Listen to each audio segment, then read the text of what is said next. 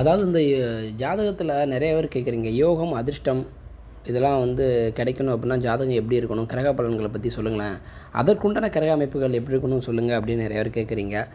அதாவது யோகம் அதிர்ஷ்டம் 11ஆம் வீட்டு அதிபதி நல்லா இருக்கணும். 11ஆம் வீட்டு அதிபதி அந்த சாதகருக்கு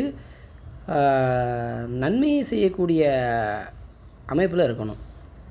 ஏன்னா எதுக்கு நான் பொதுவாக சொல்கிறேன் பார்த்தீங்க அப்படின்னா, ஒவ்வொரு லக்கணத்துக்குமே 11ஆம் வீட்டு அதிபதி பகை கிரகமாகவும் வரும், நட்பு கிரகமாகவும் வரும், இப்படி மாறி மாறி வரும். இப்போ மேச லக்கணத்துக்கு பார்த்தீங்க அப்படின்னா செவ்வாய்க்கு மேச லக்கணத்துக்கு லக்னாதிபதி செவ்வாய்க்கு சனி பகை.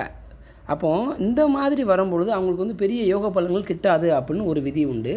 அதன் விதியின் மறைவில், அந்த விதியின் மறைவில் இன்னொரு விதி என்னென்னு பார்த்தீங்க அப்படின்னா, அப்போ மேச லக்கண ஜாதகக்காரங்களுக்கு யாருக்குமே யோகம் அதிர்ஷ்டம் இந்த மாதிரி அமைப்புகள் எதுவுமே கிடைக்காதா அப்படின்னு கேட்டிங்க அப்படின்னா கட்டாயம் உண்டுன்னு தான் நான் சொல்லுவேன். அதுக்கு இன்னொரு விதி என்னென்னு பார்த்தீங்க அப்படின்னா, அந்த சனி சூட்சும விதியில் இருக்கணும். சூட்சும விதினா நான் அடிக்கடி உங்களுக்கு சொல்லி கொடுத்துருக்கேன் இதுக்கு முன்னாடி. சூட்சும விதி அப்படின்னா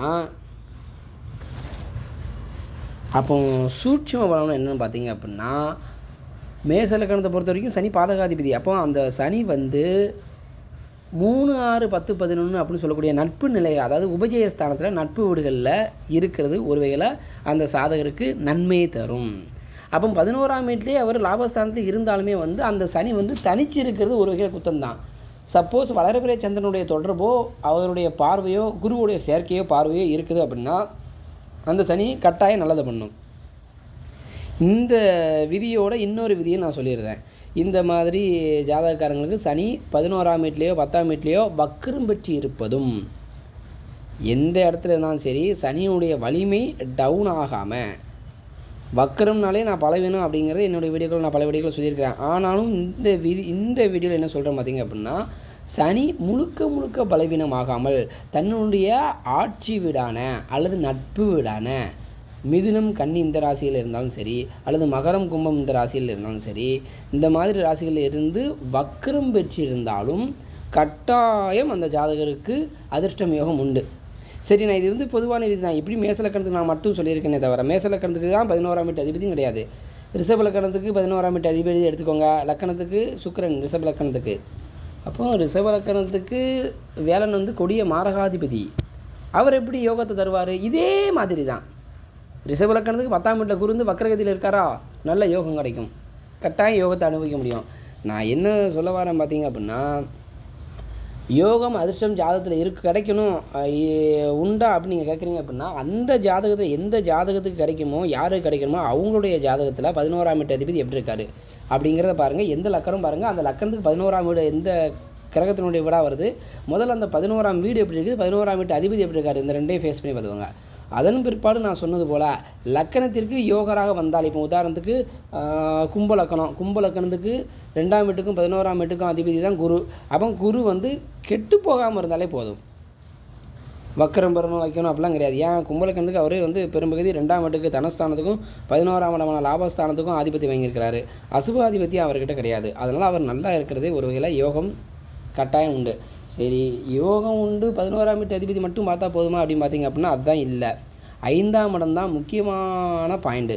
5, 9, 11 அந்த யோகத்தை அனுபவிக்கிறதுக்கு லக்கணம் நல்லா இருக்கணும், லக்கண அதிபதி நல்லா இருக்கணும். அப்போது நான் ஏற்கனவே சொன்னது போல் 1, 5, 9 இங்கே வந்துருச்சா, ப்ளஸ் 11ஆம் வீட்டு அதிபதி நீங்கள் ஜாயிண்ட் எடுத்து பார்க்கணும். சரி, எப்போ கிடைக்கும்? அந்த திசைகள் நடக்குதான்னு பாருங்கள், அந்த தசாபுத்தி அந்தரங்கள் எப்போ வருதுன்னு பாருங்கள். மாரகாதிபதியினுடைய திசையில் நீங்கள் இதை உள்ளே கொண்டு பார்க்கக்கூடாது.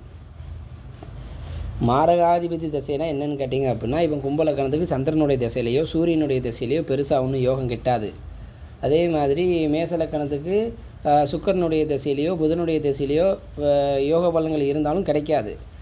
மாரக திசையில் போய் யோகமான அமைப்பு இருக்குது, எனக்கு ஏன் கிடைக்கல அப்படிங்கிறத நீங்கள் யோசிக்காதீங்க. முதல்ல நடக்கிற திசை என்னென்னு பாருங்கள். 1, 5, 9ஆம் வீடு அப்படிங்கிறத நான் பல தடவை சொல்லிட்டேன். 5, 9, 11ஆம் இடங்கள் நல்லா இருக்கா பார்த்துக்கோங்க. அப்போ 5, 9, 11ஆம் இடங்கள் நல்லா இருந்து 11ஆம் வீட்டு அதிபதியும் அந்த லக்கண அதிபதிக்கு நண்பராய் வரக்கூடிய பட்சத்தில் அந்த சாதகருக்கு யோகங்கள் கட்டாயம் உண்டு. யோகம் எப்போ கிடைக்கும்? இந்த மாதிரி லக்கண சுபர், இயற்கை சுபர்னு சொல்லலை, லக்கண சுபருடைய திசையை பொறுத்தும் பாருங்கள். அந்த திசையில் 11ஆம் வீட்டு அதிபதியினுடைய புத்தியோ அல்லது 9ஆம் வீட்டு அதிபதியினுடைய புத்தியோ தசாபுத்தி அந்தரம் ரெண்டுமே அந்த அதை அப்படியே ஸ்பேஸ் பண்ணி கொண்டு வந்துடுங்க. அப்படி அந்த நேரங்கள் வரும்பொழுது கட்டாயம் யோகம் உண்டு. சரி, யோகம் உண்டுன்னு சொல்லுதில்ல, எப்படிப்பட்ட யோகம்? இப்போ எப்படிப்பட்ட யோகம் நீங்கள் கேட்கும் பொழுது தான் நமக்கு வந்து ஒரு தனிப்பட்ட ஒரு ஜாதகத்தை வச்சு நம்ம சொல்ல முடியும். இது இருந்தாலும் நான் உங்களுக்கு வந்து ஒரு உதாரணத்துக்கு ஒரு ஜாதகத்தை நம்ம வந்து ஏதாவது ஒரு லக்கணத்தை வச்சு நான் சொல்கிற மாதிரிங்க. இப்போ கும்பலக்கணமே எடுத்துக்கிட்டோம். கும்பலக்கணத்திற்கு வந்து 11ஆம் அதிபதி குரு, சரிங்களா? அவர் வந்து நல்ல நிலைமையில் இருக்கணும் அப்படிங்கிற சொல்லிட்டேன்.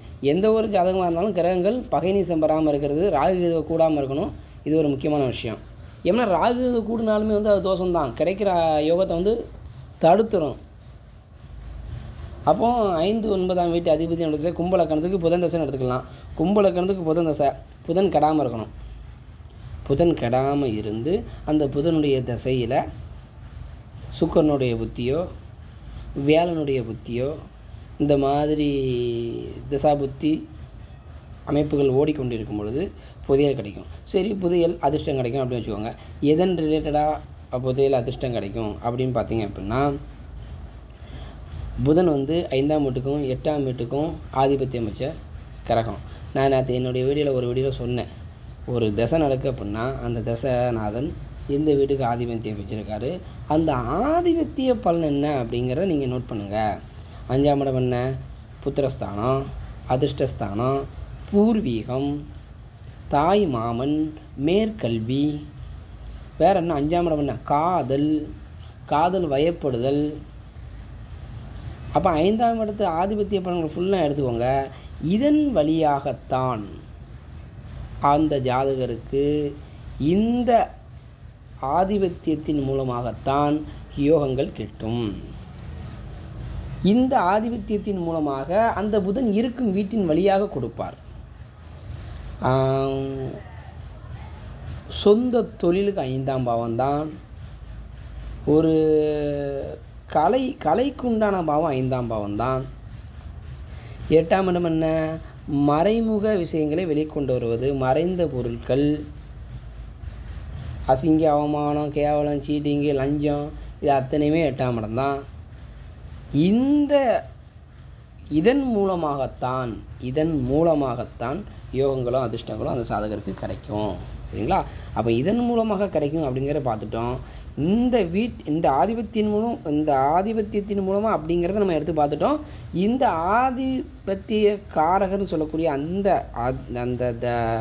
5ஆம் வீட்டுக்கு அதிபதினு சொல்லக்கூடிய அந்த புதனும் எந்த ராசியில் இருக்கார் அப்படிங்கிறத பார்க்கணும். ஸோ ஒரு வேளை புதன் வந்து 7ஆம் இடம் சிம்ம ராசியில் இருக்கார் அப்படின்னா, 7ஆம் இடம் என்ன? 7ஆம் இடம் மனைவி ஸ்தானம், பார்ட்னரு, கூட்டாளி, மனைவி வீட்டு வழி, அதாவது இவங்களுடைய ஆதிபத்தியம் தான் அதன் மூலமாக கிடைக்கும். அதுக்கு நான் வந்து இப்படி 19 சொன்னால் உங்களுக்கு புரியாது. அடுத்த வீடியோவில் ஒரு உதாரண ஜாதகத்தை வச்சு விளக்குறேன், சரிங்களா? கொஞ்சம் வெயிட் பண்ணுங்கள். வாழ்க வளமுடன்.